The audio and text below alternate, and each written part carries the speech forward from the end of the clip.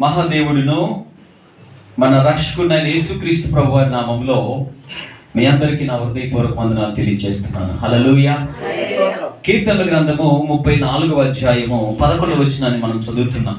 పిల్లలారా, మీరు వచ్చిన మాట వినుడి, యెహోవా యందు భయభక్తులు మీకు నేర్పెదను అనేటువంటి అంశాన్ని మనం ధ్యానిస్తూ వస్తున్నాం.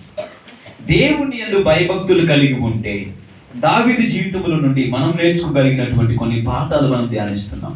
అదేంటంటే, అన్ని రకములైనటువంటి కష్టకాలములలో దావీదు 1వ వచనంలో తెలియజేస్తూ ఉన్నాడు, నేను ఎల్లప్పుడూ యెహోవాను సన్నుతించెదను అనేటువంటి మాటను మనం ధ్యానిస్తున్నాం. ఎల్లప్పుడూ కూడా మనం దేవుడిని ఏం చేయాలి? సన్నుతించాలి. అంటే అనుకూల పరిస్థితుల్లోనూ ప్రతికూల పరిస్థితులలో కూడా దేవుణ్ణి మనం ఏం చేయాలమ్మా? స్తుతించాలి. దేవుడికి స్తోత్రం చెప్పండి. చూడండి, ఫర్ ఎగ్జాంపుల్, సాధారణంగా మనుష్యుడు ఎప్పుడు సంతోషంగా ఉంటాడు అంటే అనుకున్నవన్నీ బాగా జరిగినప్పుడు. మనుష్యుడు ఎప్పుడు బాధపడుతూ ఉంటాడంటే బాధలు అనేవి, సమస్యలు అనేవి ఎక్కువైపోతూ ఉన్నప్పుడు.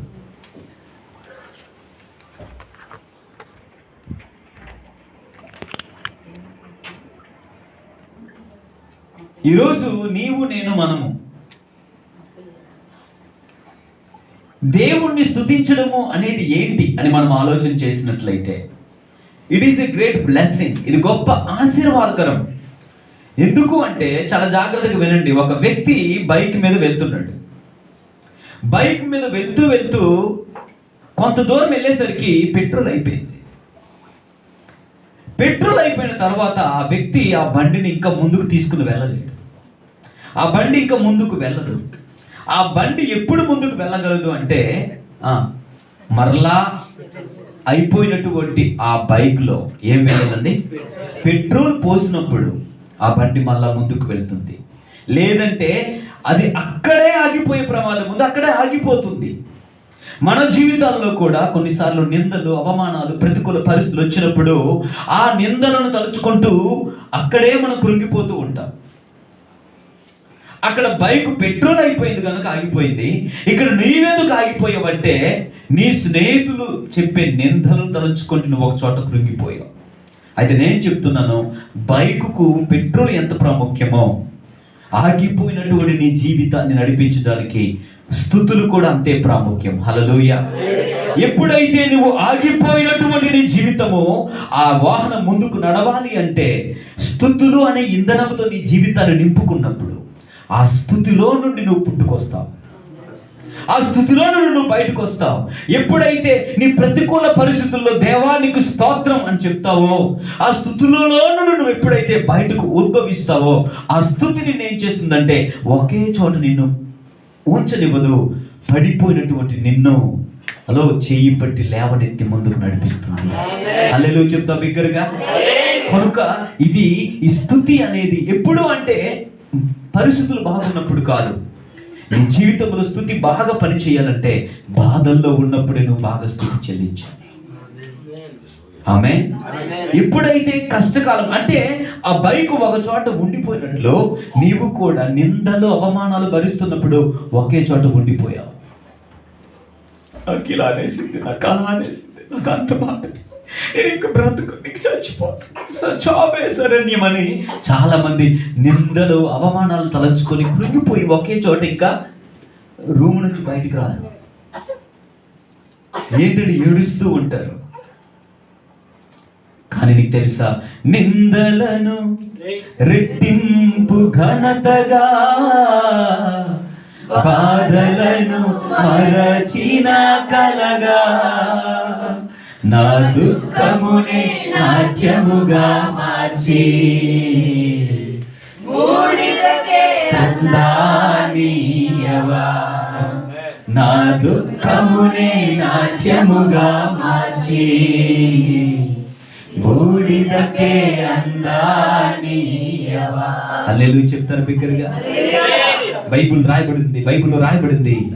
ఏమని రాయబడిందో తెలుసా? నిషేధించబడిన రాయి మూల తలరాయిగా మారుతుంది. న్యాయాధిపతుల గ్రంథము 11వ అధ్యాయంలో ఒక వ్యక్తి కనిపిస్తాడు. ఎవరన్నా వ్యక్తి? ఎవరు చూడకుండా చెప్పండి. ఆ వ్యక్తి మా మేనమామ గిడియోన్. యొప్తా దేవునికి స్తోత్రం. దగ్గరికి చెప్పండి హల్లెలూయా. ఎంతమంది అసలు బైబిల్ చదువుతున్నారు 2024లో? అసలు బైబిల్ ఉందా మీ ఇంట్లో? అసలు బైబిల్ కూడా చదవాలా అనే డౌట్లో ఉన్నారు చాలామంది. దరిదాపుకు మనకి జస్ట్ 45 రోజులు ఉందండి ఈ సంవత్సరం ముగియబడటానికి. 10 నెలలు దేవుడు కృపలో ఆయన మనల్ని కృపతో నడిపించాడు. కనుకనే బైబిల్కి ఇవ్వాల్సిన ప్రాధాన్యతను మనం ఇవ్వలేదు. మన శుక్రవారం నేను చెప్పాను, నీ జీవితంలో ఏకాకిగా నీవు ఉంటే ఏకాంత ప్రార్థన ఏకాకిగా ఉన్న నీ జీవితాన్ని ఎంతో గొప్ప స్థాయికి తీసుకుని వెళ్తుంది. ఏకాంత ప్రార్థన ఎంతో ప్రాముఖ్యం నీ బ్రతుకు మారాలంటే. రెండవది, ఏకాంతముగా నువ్వు ధ్యానించినప్పుడు ఏంటి? వాక్యాన్ని ఏకాంతముగా ధ్యానించాడు. ఎవరండి? మన చెప్పండి మరి. ఏకాంతముగా పొలంలోనికి వెళ్ళి ధ్యానించాడు. హలో, యాకోబు కుటుంబంలో రిబ్కా, ఇస్సాకు కుటుంబంలో ఉన్నటువంటి కొరతను నా ప్రభు తన తల్లి అప్పటికే చనిపోయింది. తల్లి స్థానంలో వాక్యాన్ని ధ్యానించినటువంటి ఒక వ్యక్తి జీవితంలో తల్లి స్థానాన్ని దేవుడు నింపాడు రిబ్కా ద్వారా. వాక్యానికి ప్రాధాన్యతనివ్వండి. 45 రోజులు ఉన్నాయి. కనీసం ఈ రోజు నుంచి స్టార్టింగ్ ఫ్రమ్ టుడే నువ్వు స్టార్ట్ చేసినట్లయితే ఈ 45 రోజుల్లో కనీసం మొదటి 5 కాండాలైనా నువ్వు చదవగలిగితే నీవు ధన్యుడు. ఆమేన్. లేదు ఒకరి కీర్తనలు సామెతల వరకు వస్తే try your best to complete the Bible. Amen. ఇంకా నీ బండి స్టార్ట్ అవ్వకపోతే ఇట్స్ ఓకే. 10 నెలలు పడుకున్నావు, ప్రైజ్ ది లార్డ్. 17వ తారీఖు వచ్చింది, నిర్ణయం తీసుకో. 1 అనేది నీకు సాదృశ్యంగా ఉంటే, 1 అనేది దేవునికి సాదృశ్యంగా ఉంటే, 7 సంపూర్ణతకు సాదృశ్యం. ఈ today is that day. You start reading the Bible, start reading the word of God. నీ ఇంటిలో ఉన్నటువంటి కొరతను నా దేవుడు తీరుస్తాడు. హలో, ఒంటరిగా వెళ్ళి ఒంటరితనంలో ఏకాంతంగా హన్న దేవుడి దగ్గరికి వెళ్ళి ప్రార్థించింది, ఏకాంత ప్రార్థన చేసింది. హన్న యొక్క శాపాన్ని దేవుడు కొట్టివేశాడు. సమూయేలును అన్న గర్భం దేవుడు పుట్టించాడు. దావీదు లాంటి వారిని సైతము ఆశీర్వదించడానికి ఏకాంతంగా ఏడ్చే అనుభవాలు యేసు నామమున మనకుండును గాక. మనుషుల దగ్గర కాదండి, నువ్వు దేవుడి దగ్గర ఏడవాలి. ఏకాంత ప్రార్థన, ఏకాంత ధ్యానము నిన్ను ఏ స్థాయికి తీసుకుని వెళ్తుందో. ఆమేన్. సో కనుక ప్రియమైన దేవుని బిడ్డలారా, కనీసం బైబిల్ అంతా కంప్లీట్ చేయడానికి ప్రయత్నం చేయండి. నేను కూడా చేస్తాను, మీరు కూడా చేయండి. అది నేను ఎందుకు మాట చెప్తానంటే, న్యాయాధిపతుల గ్రంథం 11వ అధ్యాయంలో ఒక వ్యక్తి ఉంటాడు. తండ్రి అర్థం చేసుకోలేదు, అన్నదమ్ములు అర్థం చేసుకోలేదు, నువ్వు వ్యభిచారికి పుట్టినవాడమని ఎన్నో రకాలుగా నిందించారు, అవమానపరిచారు, గేలి చేశారు, పరిహాసం చేశారు ఆ వ్యక్తిని. ఆ వ్యక్తి పేరు ఏంటో తెలుసా? యొప్తా. కానీ బైబిల్ చెప్తుంది, యొప్తా పరాక్రమము గల బలాఢ్యుడు. తర్వాత ఏమని ఉంటుంది తెలుసా? అతడు వేశ్యకుమారుడు. నిన్ను జీవితాన్ని మార్చడానికి దేవుడికి నీ బ్యాక్గ్రౌండ్తో పని లేదు. If you are available in the hands of the lord. అన్నదమ్ములు అర్థం చేసుకోలేదు, తండ్రి కూడా అర్థం చేసుకోలేదు. ఆ కష్టకాలంలో యొప్తా చేసిన ఒక అద్భుతమైన పని ఏంటో తెలుసా? దేవుడిని స్తుతించాడు. స్తుతిలో నుండి దేవుడు ఆయనను పైకి లేపాడు. ఆమేన్. ఎవరైతే ఆ వ్యక్తి నువ్వు మాకు వద్దని దేశ బహిష్కరణ చేశారో, ఇంటి నుంచి బయటికి తరిమి వేశారు, అన్నదమ్ములు తండ్రి బయటికి నెట్టి వేశారో, యొప్తా వేరొక దేశానికి వెళ్ళిపోతే అక్కడ కూడా ఎన్నో అవమానాలు పడినా, దేవా ఈ పరిస్థితులను బట్టి మీకు స్తోత్రం అని దేవుణ్ణి స్తుతించడం ప్రారంభించాడు. ఆ స్థుతిలో నుండి యొప్తా యొక్క జీవితము పైకి లేచిన, ఇదిగో సముద్రములు లేచిన తరంగము వలె స్థుతిలో నుండి పుట్టుకొచ్చాడు యొప్తా. దేవుడికి స్తోత్రం. అద్భుతం జరిగింది. ఇప్పుడైతే దేవా నాకు వచ్చిన ఈ కష్టాలను బట్టి మీకు స్తోత్రం, ఈ నిందలను బట్టి మీకు స్తోత్రం, ఈ అవమానాలను బట్టి మీకు స్తోత్రం. నీ ఉన్నా ప్రభువా, నన్ను లేవనెత్తే దేవుడు అని స్థుతిని ఎప్పుడైతే స్తుతించడం ప్రారంభించాడో, శత్రువులు మిత్రులుగా మార్చాడు దేవుడు. ఎవరైతే వద్దన్నారో ఆ దేశపు గొప్ప గొప్ప యజమానులందరూ కూడా యొప్తా కాలు దగ్గర వచ్చి పడ్డారు, బ్రతిమలాడుతున్నారు. అయ్యా నువ్వు రావాలయ్యా, నువ్వు మాకు నాయకుడిగా ఉండాలయ్యా, నువ్వు మాకు కమాండర్గా ఉండాలయ్యా, నువ్వు మా యొక్క శత్రువులకు వ్యతిరేకంగా నువ్వే యుద్ధం చేయాలయ్యా, యు ఆర్ అవర్ కమాండర్ అని చెప్పి ఏ నోళ్ళైతే రిజెక్ట్ చేశాయో, హలో, అవే నోటి ద్వారా దేవుడు నీ విలువ తెలియనప్పుడు బహుశా వారికి దూరం పెట్టొచ్చు, కానీ నువ్వు వారిని దూరం పెట్టొద్దు. నువ్వు నమ్ముకున్న దేవుడు నీకున్నాడు. నీ శత్రువులు ఎదురు దేవుడు ఏం చేస్తాడు? భోజనాన్ని సరిపరుస్తాడు. వారు నిరాకరించారని, తృణీకరించారని, పక్కన పడేశారని యెఫ్తా బాధపడల. ఆ నిందను బట్టి, ఆ అవమానాన్ని బట్టి దేవుణ్ణి స్తుతించాడు. ఆ స్థుతిలో నుండి ఆయన జీవితం ఎగసిన కెరటం వల్ల పైకి లేచింది. ఆమేన్. అందరూ వచ్చి యెఫ్తా కాళ్ళ దగ్గర వచ్చి పడేసింది స్తుతి. హలో, స్తుతి ఏం చేస్తుందో తెలుసా? శత్రువు నేను కాళ్ళ కింద తీసుకొస్తుంది. బ్రతిమలాడుతున్నారు. అయ్యా, వద్దన్న వారే, రిజెక్ట్ చేసిన వారే యాక్సెప్ట్ చేస్తున్నారు. అయ్యా, నీ విలువేంటో మాకు తెలిసిందయ్యా, నీ విలువేంటో మాకు తెలిసిందయ్యా, please come and be our commander. Amen. ఎందుకు అలా జరిగిందో తెలుసా? యెఫ్తా జీవితము అంతమైపోయిందని అందరూ అనుకుంటే ఆయన జీవితానికి ఆరంభం స్తుతి నుండి పుట్టుకొచ్చింది. ఎప్పుడు నువ్వు దేవుని స్తుతించాలంటే కష్టాలని పోయినప్పుడు కాదు, ఎక్కువ కష్టాల్లో ఉన్నప్పుడు ప్రభువు నువ్వు ఎక్కువగా స్తుతించు. ప్రజలు నేను అర్థం చేసుకోకపోవచ్చు. తిరిగి వెళ్ళాడు, అద్భుతం జరిగింది, గొప్ప తిరుగులను విజయాన్ని ఇచ్చాడు దేవుడు. న్యాయాధిపతుల గ్రంథం 11వ అధ్యాయంలో కనిపించింది యెఫ్తా విశ్వాస వీరుల జాబితాలో. హెబ్రీయులకు రాసిన పత్రిక 11వ అధ్యాయంలో మరలా కనిపిస్తాడు. హల్లెలూయా. యెఫ్తా గురించి ఒక అద్భుతమైన 3 మాటలు ఉన్నాయి. ఇప్పుడు ఇది నాకు సమయం కాదు, కానీ యెఫ్తా హెబ్రీయులకు రాసినటువంటి పత్రిక 11వ అధ్యాయం కనుక మనం చూసినట్లయితే యెఫ్తాకు ముందు ఎవరు ఉంటారో తెలుసా? సంసోను. యెఫ్తాకు తర్వాత ఎవరు ఉంటారో తెలుసా? దావీదు. మధ్యలో ఎవరు ఉంటారో తెలుసా? యెఫ్తా. హెబ్రీయులకు రాసిన పత్రిక 11వ అధ్యాయం మీరు చూడండి, అక్కడ కనిపిస్తాడు. ఈ సంసోను ఎవరు అంటే పరాక్రమము కలిగినటువంటి గొప్ప జ్ఞానవంతుడు. అంతేనండి? కరెక్టే నేను చెప్పింది? మీ బైబిల్లో ఉందా 11వ అధ్యాయంలో?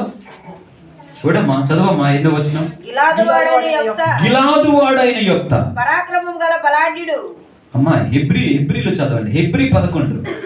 ఇకనేమి చెప్పుదును? గిద్యోను, బారాకు, సంసోను, యెఫ్తా, దావీదు. ఆగు. న్యాయాధిపతుల గ్రంథం 11వ అధ్యాయంలో ఉన్న అడ్రస్ ఏంటో తెలుసా? వేశ్య కుమారుడు. ఎవరు? వాట్ ఈజ్ యువర్ అడ్రస్ అంటే వేశ్య కుమారుడు, కేర్ ఆఫ్ వేశ్య కుమారుడు. అందుకే బిల్ గేట్స్ అంటాడు, it is not your problem if you born as poor, but it is your problem if you die as poor అంటాడు. అంటే పేదవాడిగా పుట్టడం నువ్వు చేసిన తప్పు కాదు, పేదవాడిగా చనిపోతే నువ్వు చేసిన తప్పు. ఈరోజు నువ్వు ఎలాంటి బ్యాక్గ్రౌండ్ నుంచి వచ్చావో నన్ ఆఫ్ యువర్ బిజినెస్.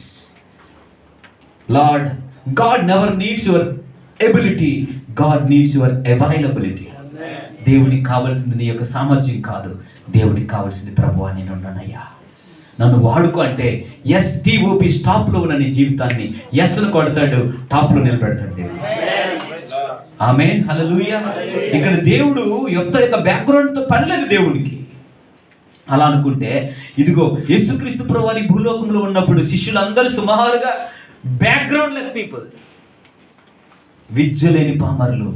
కానీ వాక్యం చెప్తుంది విద్య లేని పామరులు అయినప్పటికీ భూలోకమును తలక్రిందులుగా చేశారు. ఇక్కడ వేశ్యకుమారుడు అనే బైబిల్ చెప్తుంది, అదే వేశ్యకుమారుడు దేవా ఐ నో అని స్తుతులతో ఎప్పుడైతే తన జీవితాన్ని ప్రారంభించాడో, ఒకవైపు చూసుకుంటే గొప్ప జ్ఞానవంతుడైన సంసోను, ఎవరండి ఆయన? గొప్ప బలవంతుడైన సంసోను. ఆమేన్. మరొక వైపు చూసుకుంటే దేవునికి హృదయానుసరుడైనటువంటి దావీదు, మధ్యలో వేశ్యకుమారుడు. Are you with me? ఎవరో నిందించారని, ఎవరో పట్టించుకోలేదని, ఎవరో నిన్ను తక్కువ చేసి చూస్తున్నారని డోంట్ కేర్. నీ విలువ నీ శత్రువు కంటే బాగా నీ దేవుడికి తెలుసు. టైం వచ్చినప్పుడు బుల్లెట్ దించుతాడు దేవుడు అంతే. హల్లెలూయా. వేశ్యకుమారుడు అండి దేవా అంటూ ప్రతికూల పరిస్థితుల్లో దేవుని స్తుతించాడు. ప్రతికూల పరిస్థితుల్లో దేవుని స్తుతించాడు, నిందల్లో దేవుని స్తుతించాడు. ఆయన ఒక ప్రదేశాన్ని ఎన్నుకున్నాడు. నా అనుకున్న వారందరూ యెఫ్తాను రిజెక్ట్ చేసినప్పుడు యెఫ్తా ఒక ప్రదేశాన్ని ప్రేమించాడు. ఆ ప్రదేశం పేరే మిస్పా. మిస్పాన్ గాని అర్థం ఏంటో తెలుసా? దేవుని యొక్క మందిరం, దేవుని యొక్క సన్నిధి, నీ బాధను దేవుడితో చెప్పుకునే ఒక స్థలం. కన్న తండ్రే కాదన్నప్పుడు, అన్నదమ్ములే మాతో నీకు ఎటువంటి భాగము లేదని నిరాకరించినప్పుడు, తన కన్న తండ్రి కంటే పరలోకపు తండ్రిని ఆశ్రయించాడు. మిస్ప అనే ప్రదేశానికి వెళ్ళి దేవుని స్తుతించాడు. అదే టర్నింగ్ పాయింట్. నీ యొక్క జీవిత తలరాతను మార్చగలిగింది నీ చదువు కాదండి, నీవు దేవుని సన్నిధిలో కాచే కన్నీరే. నీవు దేవుని సన్నిధిలో చేసే ప్రార్థన నీ తలరాతను మారుస్తుంది. అక్కడ దేవుని స్తుతించాడు. వేశ్య కుమారుడి అడ్రస్ని దేవుడు మార్చాడు. ఒకవైపు చూస్తే గొప్ప బలవంతుడు, మరొక వైపు చూస్తే దేవునికి హృదయానుసారుడు, మధ్యలో వేశ్య కుమారుడు. నువ్వు దేవుడికి అవకాశం ఇస్తే నీ స్థానాన్ని దేవుడు మారుస్తాడు. ఎక్కడో ఉండాల్సినటువంటి నిన్ను అందనంత ఎత్తులో నా దేవుడు నిలబెట్టగల శక్తి. వాక్యాన్ని వింటున్న ప్రియమైన సహోదరి సహోదరుడు, మనుషులు పెట్టే నిందలకు నువ్వు భయపడద్దు, అవమానాలు తలుచుకొని కృంగిపోవద్దు. విశ్వాసం కర్త దాన్ని కొనసాగించి యేసు వైపు చూడు. నీ భవిష్యత్తు ఆయన చేతిలో ఉంది, నీ స్నేహితుల చేతిలో లేదు. ఎవరైతే నిన్ను నిందించారో, ఎవరైతే నిన్ను బాధ పెడుతున్నారో, అవమానపరుస్తున్నారో, గేలి చేస్తున్నారో, వారిని నీ కాళ్ళ దగ్గరికి దేవుడు తీసుకొని రాగలిగిన శక్తి. Only the thing you should have experience of Mizpah. నీ జీవితంలో ఏకాంతంగా ఏడ్చే అనుభవాలు నీకుంటే, ఎంతమంది చుట్టాలు బంధువులు నేను నిందించిన ప్రభు వైపు చూస్తూ, సిలువ వైపు చూస్తూ, దేవా నువ్వు ఉన్నావయ్యా. ఆ తర్వాత బైబిల్లో యెఫ్తాను ఉంది తప్ప వేశ్య కుమారుడని లేదు. అంటే నీ శాపాన్ని దేవుడు కొట్టివేశాడు. కొంతమంది పేర్లు మాత్రమే హెబ్రీ 11లో ఉన్నాయి, అందులో వేశ్య కుమారుడు కూడా ఉన్నాడు. యెఫ్తా ఏ zero became a hero. Thomas Alva edition అని ఒక అబ్బాయి స్కూల్కి వెళ్ళి చదువుకోవడం స్కూల్కి వెళ్తే ఆ మాస్టర్ గారు చెప్పారు, ఒక లెటర్ రాసి ఇంటికి పంపించారు, ఇది మీ అమ్మకు చూపించండి. తీరా అందులో రాసింది, నాన్న అమ్మ మా మాస్టర్ గారు నా గురించి గొప్పగా రాశారా అని అడుగుతూ ఉంటే తల్లి అందులో ఏం రాసిందో తెలుసా? రేపటి నుంచి నీ కుమారుడిని స్కూల్కి పంపించొద్దు, వీడు చదువు రాని ఒక మొద్దు, వీడికి చదువు చెప్పడం నా తరపు కాదు, ఇంకా ఎక్కడైనా నువ్వు పంపించుకో కానీ మా స్కూల్కి ఇంకా పంపించు. హెడ్ మాస్టర్ లెటర్ రాసి పంపిస్తే తల్లి ఏమన్నా తెలుసా? ఏం రాశారు నా అమ్మ నాకు వచ్చిన మాట మా మాస్టర్ గారు అంటే, నాన్న నువ్వు చాలా తెలివైన వాడబడ్డ, నీలాంటి ఒక తెలివైన స్టూడెంట్కి అక్షరాభ్యాసాన్ని ఇవ్వగలిగే అంత జ్ఞానం మీ మాస్టర్ గారికి లేదంట, అందుకే రేపటి నుంచి నేను స్కూల్కి రావద్దని అన్నది. రేపటి నుంచి నేనే నీకు పాఠాలు చెప్తాను నాన్న అని చెప్పి తల్లి ఏం చేసిందో తెలుసా? తల్లి ఏం చేసిందో తెలుసా? ఆ అబ్బాయిని ముందు పెట్టి మోకరించి ప్రార్థించి దేవుణ్ణి స్తుతిస్తుంది, ప్రభువా ఈ పరిస్థితిని బట్టి మీకు మహిమ కలుగును కాక. తను చదువు చెప్తున్నటువంటి గురువు ఉపాధ్యాయుడు వద్దన్నాడు, కానీ దీని వెనక ఏదో మంచి ఉద్దేశం ఉంది, ఈ బిడ్డను బట్టి నేను స్తుతిస్తున్నానని ప్రార్థించి నెక్స్ట్ రోజు నుంచి తల్లే గురువుగా మారి పాఠాలు చెప్పడం ప్రారంభించింది. ఎప్పుడైతే స్తుతించిందో చీకటిలో ఉన్నటువంటి ఆ కుమారుని యొక్క జీవితము దేవుడు ఎంత వెలుగులోకి తీసుకొచ్చాడంటే, అంతవరకు ప్రపంచం అంతా చీకటిలో ఉంది. చీకటిలో ఉన్నటువంటి లోకాన్ని ఈ బల్బును కొనుక్కొని లోకాన్ని వెలిగించిన మహానుభావుడు అయ్యాడు. ఈరోజు నీవు ఎంత అద్భుతమైనటువంటి వెలుగులో ఉండమంటే కారణం ఏంటో తెలుసా? స్తుతిలో నుండి పుట్టినటువంటి ఒక వ్యక్తి సలవే, ఆయన పేరే థామస్ ఆల్వా ఎడిషన్. ఆమేన్, హల్లెలూయా. హలో, నీ తలరాతను మార్చగలిగింది నువ్వు దేవుని సన్నిధిలో స్తుతిలో నుండి నువ్వు పుట్టాలి, స్థుతిలో నుండి నువ్వు పైకి లేవాలి, కష్టాల్లో మరీ ఎక్కువ దేవుణ్ణి స్తుతించాలి. హల్లెలూయా. నా మాట నేను ఇక్కడితో ముగిస్తున్నాను. చెప్పాలంటే ఎన్నో విషయాలు ఉన్నాయి. ప్రియమైన దైవజనాంగమా, ఈరోజు చాలామంది క్రైస్తవులను వ్యతిరేకిస్తున్నారు. భారతీయులు కూడా ఎంతోమంది క్రైస్తవులను వ్యతిరేకిస్తున్నారు. నిజంగా నువ్వు క్రైస్తవులు అంటే నీకు వ్యతిరేకమైతే ఈరోజు మీ ఇంట్లో ఉన్నటువంటి లైట్లన్నీ ఆపేసి నువ్వు చీకట్లో కూర్చోవాలి. క్రైస్తవులు అంటే ఇష్టం లేదంటే క్రైస్తవుడు కనిపెట్టినటువంటి ఇక పవర్ను కూడా నువ్వు వాడకూడదు. కరెంట్ను వాడకూడదు, ఎందుకంటే అది కనిపెట్టింది క్రైస్తవుడు. దరిదాపుగా ఈ భూమి మీద 100లో 80% వస్తువులు కనుగొన్నది ఒక క్రైస్తవుడు అండి. క్రైస్తవుడు లోకానికి వెలుగు. క్రైస్తవుడు లేకపోతే ఆ దేశం చీకట్లోకి వెళ్ళిపోతాయి. క్రైస్తవుడు చేసే తప్పేం లేదు, ప్రార్థన చేస్తున్నాడు దేశాల కొరకు. కనుక ప్రియమైనటువంటి దైవజనాంగమా, ఎంతమందిని ఎగతాళి చేసినా, గేలి చేసినా, పరిహాసం చేసినా స్తుతించు దేవుణ్ణి. దావీదు స్తుతిస్తూ రాజు అయిపోయాడు. ఆమేన్. హల్లెలూయా. నేను అనుకుంటాను కొన్నిసార్లు దావీదు స్తుతిస్తూ రాజు అయిపోయాడు, యోసేపు స్తుతిస్తూ ప్రధానమంత్రి అయిపోయాడు, ఎస్తేరు స్తుతిస్తూ రాణైపోయింది. మీ కుటుంబాల్లో కొన్నిసార్లు కుటుంబ ప్రార్థనలో కనీసం వారంలో ఒకసారి వీలైతే నేను చేద్దాం అనుకుంటున్నాను. ఆ 10 నిమిషాలు ప్రార్థన చేసుకోకుండా ఇంటి అందరూ కలిపి 10 నిమిషాలు స్తోత్రం స్తోత్రం స్తోత్రం అని ముగించింది. తెల్లవారిసరికి అద్భుతమైన కార్యం చూస్తాయి. ఎందుకో తెలుసా? ఎరుకో గోడలను కూల్చగలిగింది ప్రార్థన కాదండి, దేవుడి నామములో ప్రజలు చేసినటువంటి స్తుతులు ఎరుకో గోడలను కూల్చాయి. సింహాలు నోలను మూయించగలిగింది ఏంటో తెలుసా? స్తుతులు. ఇలా చెప్పుకుంటూ పోతే ఎన్నో విషయాలు బైబిల్ గ్రంథంలో ఉన్నాయి. ఈరోజు నీ కుటుంబ ప్రార్థనలో ఒక 10 నిమిషాలు, వారంలో ఒక రోజు పాటలు పాడి వాక్యం చదివి ప్రార్థన చేయకు. నీ పిల్లల చేత 2 చేతులు పైకి ఎత్తించి, రాజుగారు జస్ట్ 10 నిమిషాలు స్తుతించండి, దేవా మీకు స్తోత్రం స్తోత్రం స్తోత్రం. ఎప్పుడు నెగిటివ్గా మాట్లాడద్దు, నీ జీవితాన్ని బట్టి పాజిటివ్గా మాట్లాడు. దేవా నా తల్లిని బట్టి స్తోత్రం, తండ్రిని బట్టి స్తోత్రం, నన్ను మారుస్తున్నారు స్తోత్రం, ఉద్యోగం ఇస్తున్నారు స్తోత్రం, వివాహం మంచిగా అవుతుంది మీకు స్తోత్రం అని చెప్పి ఎప్పుడు కూడా పాజిటివ్గా మీరు థింక్ చేస్తే మోయబడిన ద్వారాలను తెరవగలిగిన శక్తి స్తుతికి ఉంది.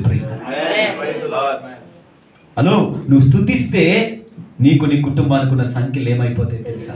తెగిపోతాయి. వాళ్ళే లాకులు అన్లాకులు తాళం కప్పులు వెతకల, జస్ట్ పాటలతో ప్రార్థించారు, స్తుతించారు దేవుణ్ణి, సంఖ్యలు ఏమైపోయినాయి? తెగిపోయినాయి.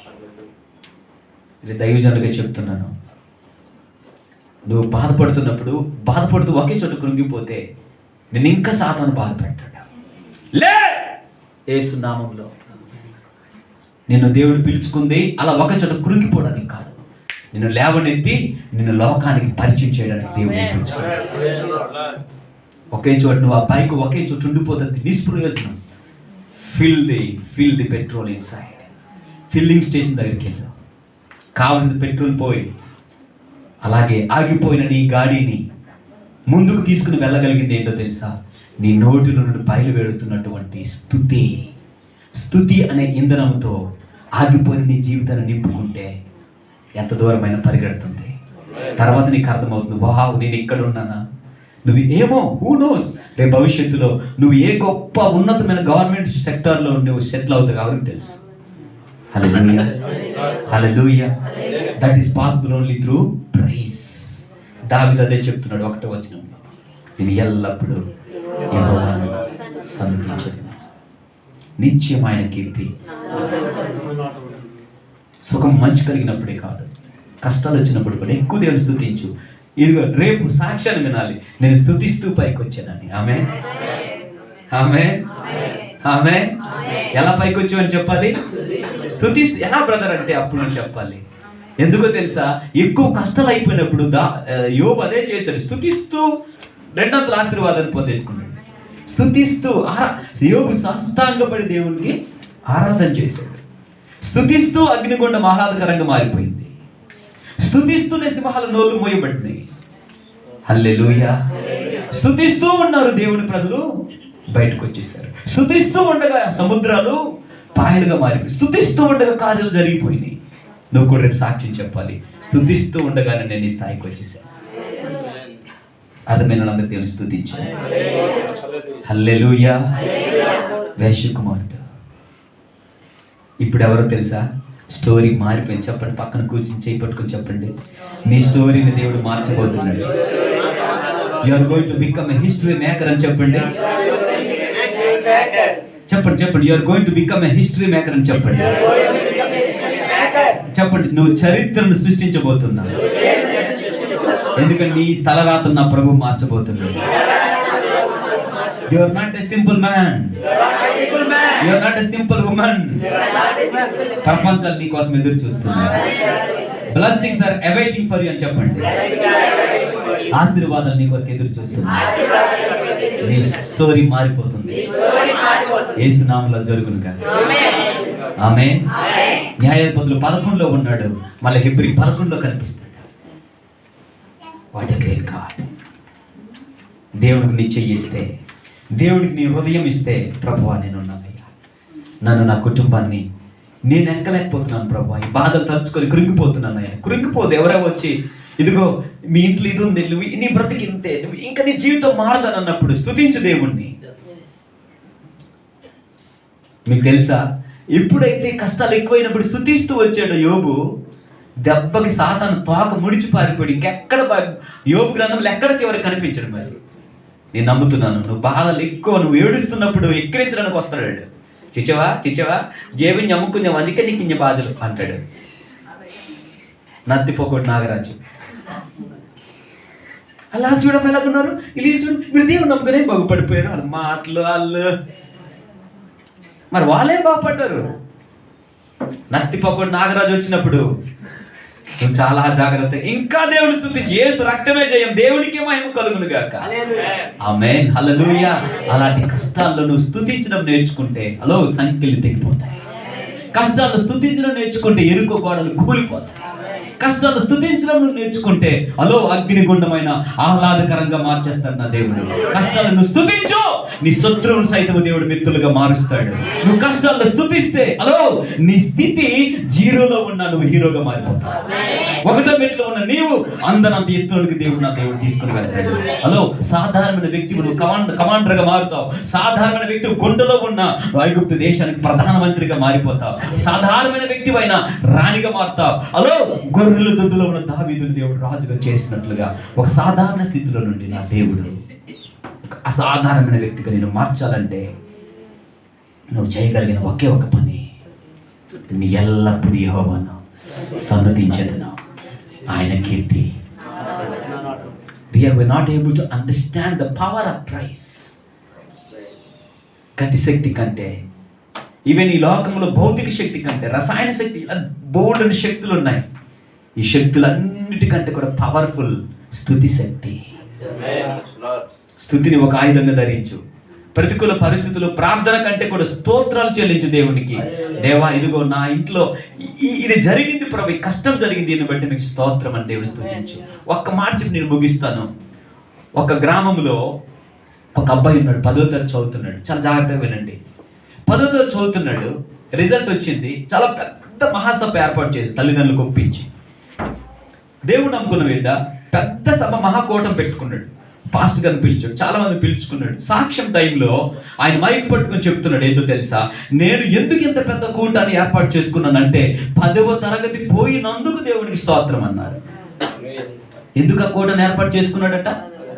10వ తరగతి నేను పోయాను ఫస్ట్ క్లాస్లో, అందును బట్టి దేవునికి స్తోత్రం. అంటే అక్కడ మీటింగ్ వచ్చిన వాళ్ళందరూ కూడా అదోలా చూశారు ఆయన్ని. ఇదేంట్రా, ఫస్ట్ క్లాస్లో పాస్ అయ్యేవేమనుకుంటే ఫెయిల్ అయిపోయావా? నేను వాక్యాన్ని నెరవేరుస్తున్నాను. ఏంటి వాక్యం చెప్తుందంటే, ప్రతి విషయమునందును దేవునికి కృతజ్ఞతాస్తుతులు చెల్లించమని వాక్యం చెప్తుంది. నేను ఫెయిల్ అయినందుకు ఈ మీటింగ్ ఏర్పాటు చేశాను అన్నాడు. మీకు తెలుసా, అపజయములో ఆత్మలో లీనమై విజయాన్ని చూసినటువంటి ఆ బిడ్డ నువ్వు స్తుతించినప్పుడు ఆ స్థుతిలో నుండి యోధా గోత్రం సింహం పుట్టుకొస్తుంది. నీ అపజయాన్ని జయంగా మారుస్తుంది. నువ్వు ఎక్కడైతే ఫెయిల్యూర్స్ ఆర్ స్టెప్పింగ్ స్టోన్స్, ఈరోజు అపజయమే రేపు జయానికి మెట్లు. కృంగిపోవద్దు మిత్రమా. ఈ రోజుకి ఏం జరిగిందో తెలుసా? ఏ బిడ్డ అయితే, ఏ వ్యక్తి అయితే, బ్రదర్ మీరు ముందుకు వచ్చండి, బ్రదర్ ఇక్కడికి వచ్చండి, ఇలా ముందుకు రండి. ఏ వ్యక్తి అయితే 10వ తరగతి పోయినప్పుడు దేవానికి స్తోత్రం అని మీటింగ్ పెట్టాడు, ఈరోజు ఆ వ్యక్తి ఈ రోజుకి బ్రతికే ఉన్నాడు. ఈరోజు దరిదాపుగా 1000 నుండి 1500 మంది కలిగినటువంటి సంఘానికి కాపరయ్యాడు. ఆమేన్. ఈరోజు ఉండడానికి ఇంత ఉంటాడండి, ఏంటంటే ఇంత ఉంటాడు. కారులో రాజాములు ఉన్నారు ఆ పాస్టర్ గారు, ఆయన పేరు శామ్యుల్ గారు. ఎంతే ఉంటాడు, కారుల మీద తిరుగుతున్నాడు. వందలాది మందికి ఆశీర్వాదకరంగా దేవుడు ఆ వ్యక్తిని మార్చాడు. కారణం ఏంటంటే తన అపజయములు కూడా దేవుడిని ఏం చేశాడు? స్తుతించి. మనము మంచి జరిగింది, దేవునికి స్తోత్రం. ఏదైనా కష్టం వస్తే దేవుడు ఏం చేశాడు, అందుకే మన బ్రతుకులు ఇలా ఏడుస్తున్నాయి. This is the secret. మంచి జరిగిన చెడు జరిగిన దేవుళ్ళు నేను ఎల్లప్పుడూ యెహోవాను సన్నుతించదును. అందుకే హబక్కూకు గ్రంథంలో ఏముంటుందండి వాక్యంలో? చదువుతారా? 3వ అధ్యాయం, చివరి అధ్యాయము హబక్కూకు. ఒక మాట చదవండి. ఈరోజు ఇదిగో అంత మాత్రమే కాదు, ఈరోజు ఆ పాస్టర్ గారు ఇప్పుడు ఎవరైతే 10వ తరగతి ఫెయిల్ అయిపోయి అన్నారో ఆ పాస్టర్ గారు ఇప్పుడు పెద్ద పాస్టర్ అయిపోయారు. అక్కడ ఒక పెద్ద మీటింగ్ ఏర్పాటు చేస్తే అప్పుడు జోసి అన్నగారు బ్రతికున్నప్పుడు, నేను ఇంటర్మీడియట్ చదువుతున్నప్పుడు జోసి అన్నగారు అక్కడ వాక్యం చెప్పడానికి వస్తే ఆ సభల్లో రక్షింపబడిన వారే ఈరోజు మీకు ఆరాధన చేస్తున్నటువంటి రక్షణ అన్నది. ఆమేన్. ఆ పాస్టర్ గారు పెట్టిన మీటింగ్ లోనే రక్షింపబడ్డాను వాక్యంతో మాట్లాడితే ఆ పాస్టర్ గారు కండక్ట్ చేసినటువంటి ఆ బాప్తిస్మల్ సర్వీస్ లో నా జీవితాన్ని దేవుడికి ఇచ్చాను. ఆ జోసి అన్నగారు ఆ మీటింగ్ లోనే నాకు బాప్తిస్మ ఇచ్చారు.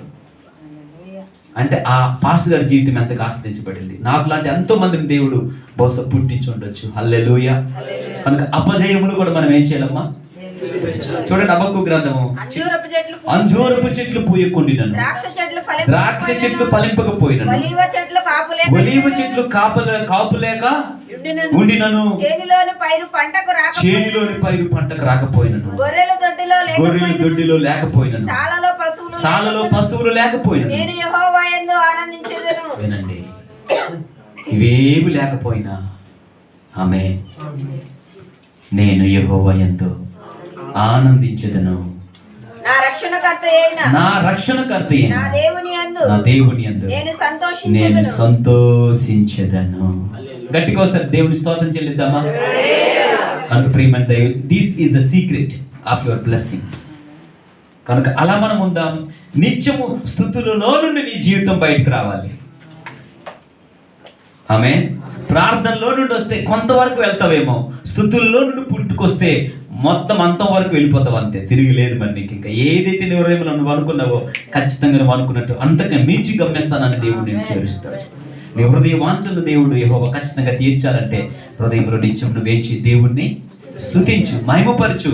సాతాను తోక ముడిచి ఇంకా దరిదాపులు కొన్ని దగ్గరికి రాడు. అమ్మో, ఎవరితోనైనా కానీ ఈ వ్యక్తితో చాలా ప్రమాదం. ఎందుకంటే తప్పితే ఏం చేస్తున్నాడు? ఎంత బాధ పెట్టిన ఏం చేస్తున్నాడు అండి? ఎంత బాధ పెట్టిన ఏడుస్తాడు అనుకోండి, ఏం చేస్తున్నాడు? స్తుతిస్తున్నాడు. కనుక ఈడుసు రాకూడదు. హల్లెలూయా. నువ్వు మాటికి ఏడ్చుకొని కూర్చున్నావు అనుకో, మాటికి వస్తాడు. దేవుడు ఉన్నాడు, జరుగుదే, ఏసు రక్తమే చేయి, మనం అంతే, అయిపోద్ది పని, ఏసు రక్తమే చేయి. బిగ్గరగా దేవునికి స్తోత్రం.